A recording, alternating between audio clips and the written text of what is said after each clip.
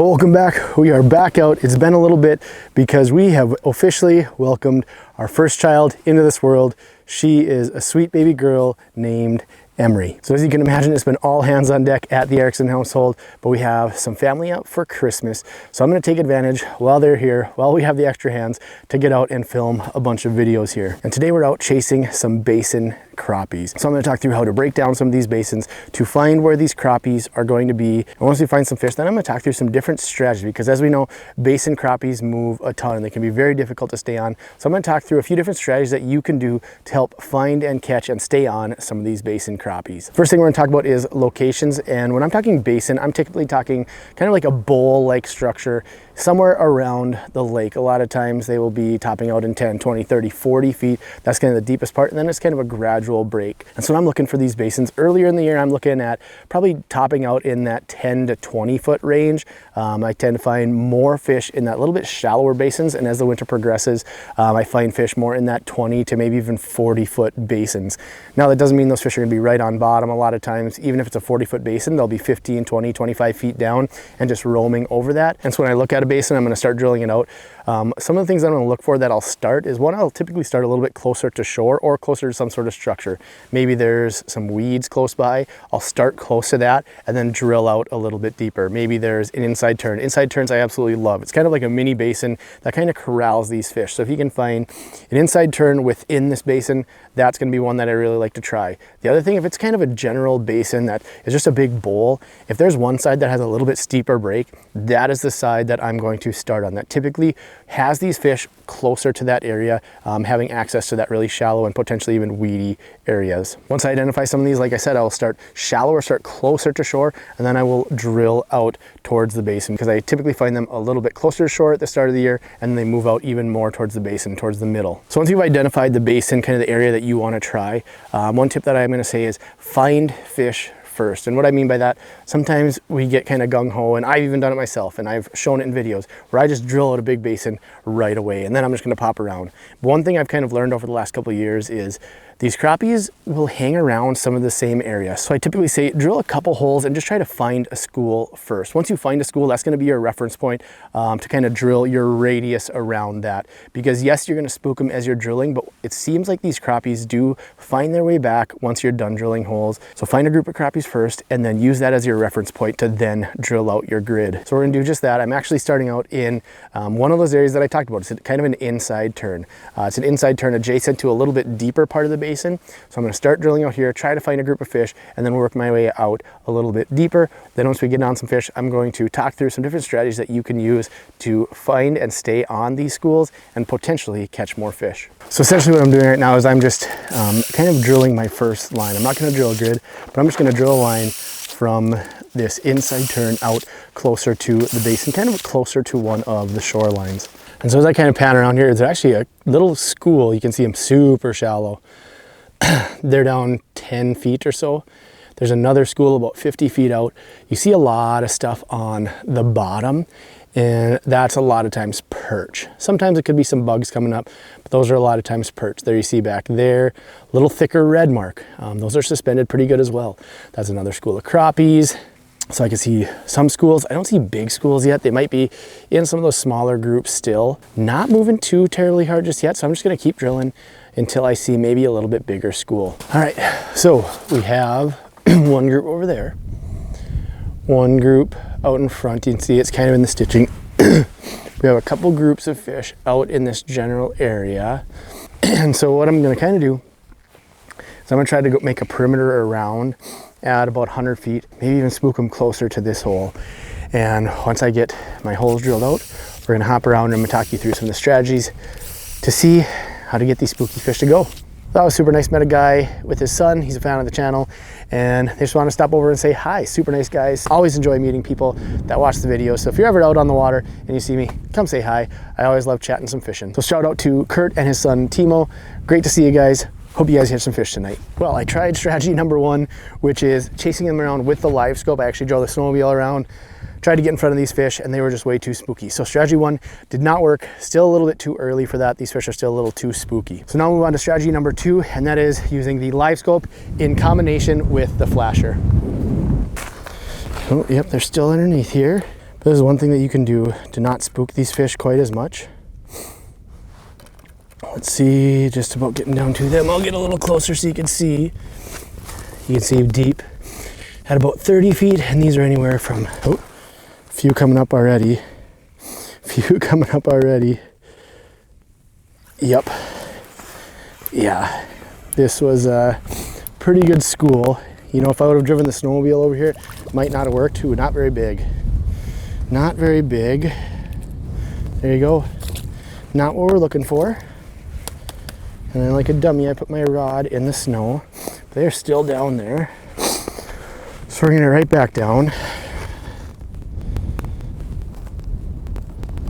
Oh.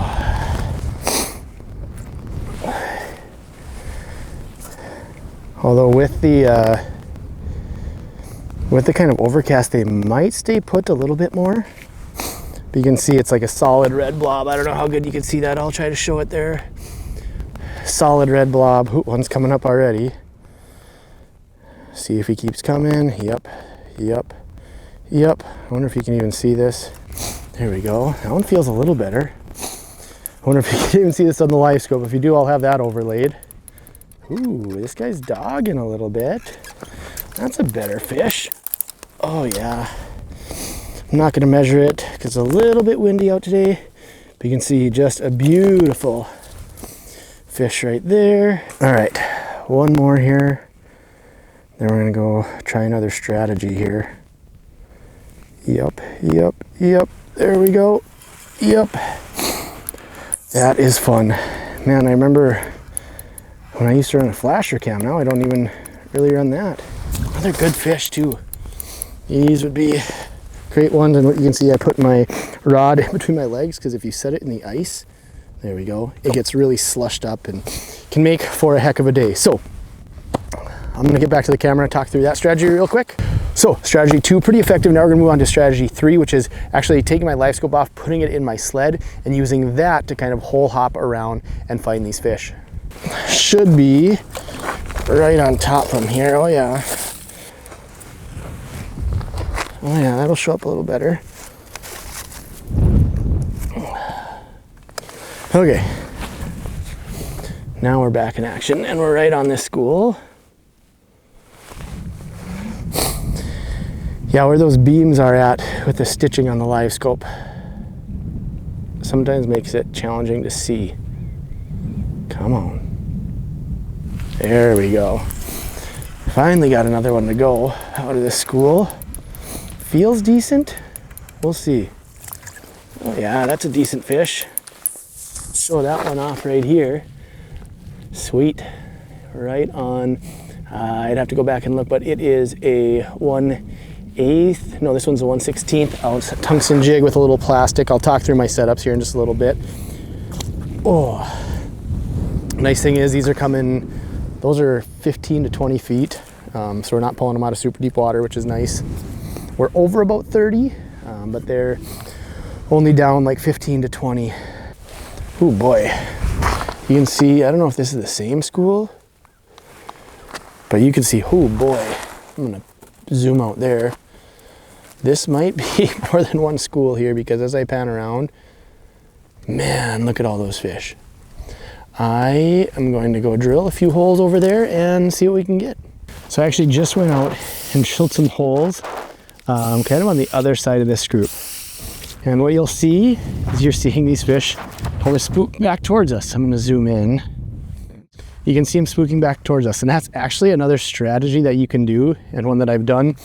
I actually have a video where I think I call it like herding for crappies, but I use my spud bar to get and spook these fish back towards you. I drilled a hole and had them kind of working towards me. So you can see, drilled a hole on the other side of those, and those are spooking back towards me. Should be able to get at least one of these.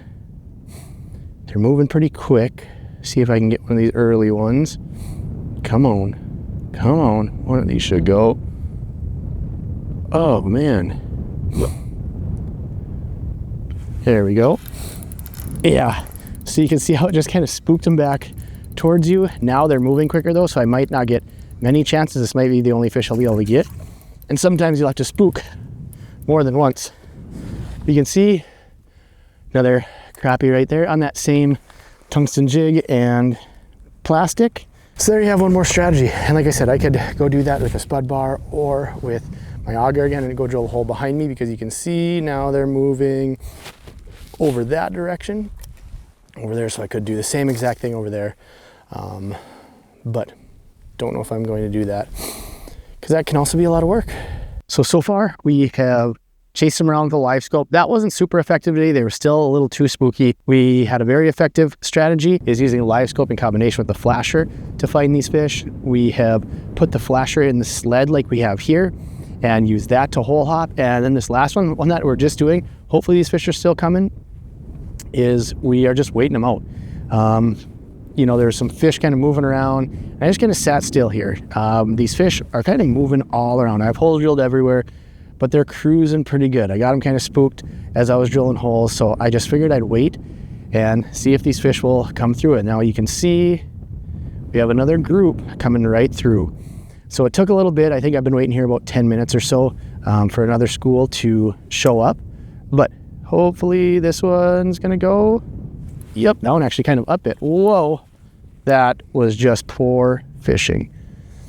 Wow. So don't do that. The point remains, execution was poor. He's interested maybe? Come on, give me some redemption.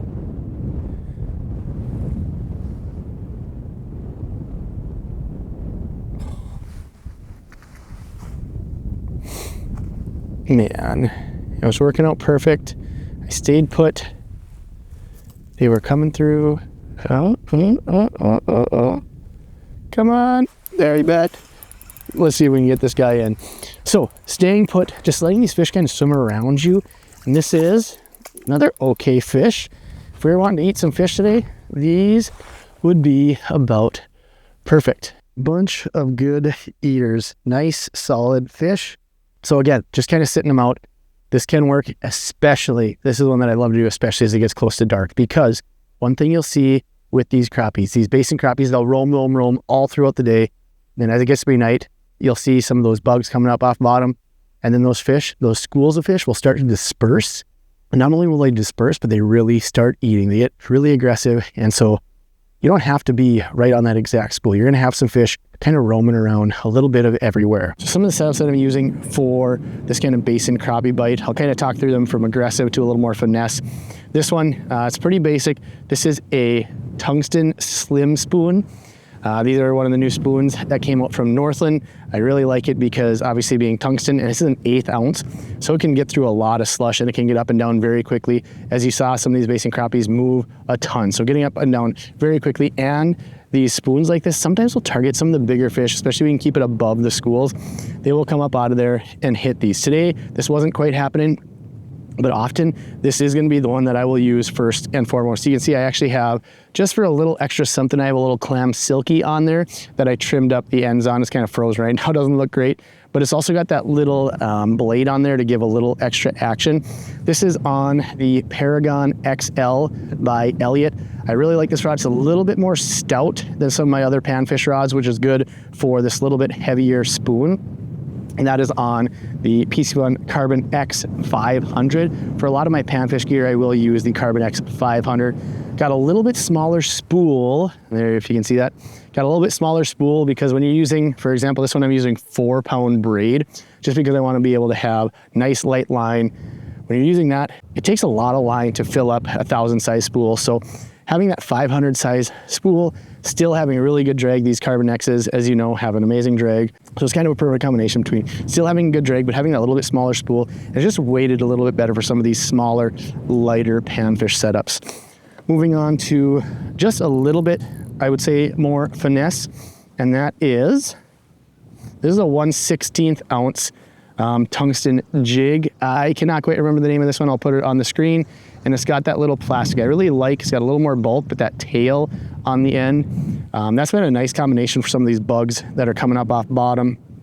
I do like white in a lot of my different setups.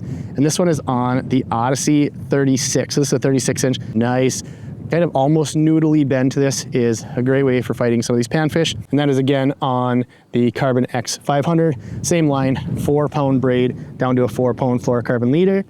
Now when I go to my even more finesse, this is down to a 1/28 ounce jig. So this is a nice small jig by Norfin. Again, can't remember quite the name of it, but I'll overlay that here. And it's got just a little bit smaller bug-like plastic as well. And this one is on the inhaler. This is a 28-inch, a little bit smaller rod, but you can see it's got that little spring bobber to it. I really like that one. It seems to be about the right sensitivity where it can detect those bites without letting them feel that. Some of the spring tips tend to be so noodly that having any sort of tungsten jig on there will make it just flop straight down like that. Just a good balance of that. And again, a little bit shorter rod, same reel, same line, same everything, just a little bit smaller setup. The other one that I will use in this situation a lot of times as well, that's kind of fun. I'm not quite ready to call it my everyday user, but I'm starting to fall in love with it a little bit more, is this 42-inch noodle. This is the Evolution series by Elliott. These are their longer rods. This is made for like a hole hopping. So like, for example, today would have been a good rod. You can see how long that is, and you can just see how much, kind of that noodle tip almost, being able to have a lot of play fighting these fish. You know, I have that. If I'm hole hopping with that one again, I'm using that same 1/8 ounce spoon. So that's another one that I will use for that hole hopping if you do like a little bit longer rod. That's a good setup there. But those are the 4 that I have pretty much tied on all winter long when chasing panfish. But it's getting me closer to dark here, so I'm gonna switch gears and go target some walleyes. Thanks so much for watching. We'll see you next time.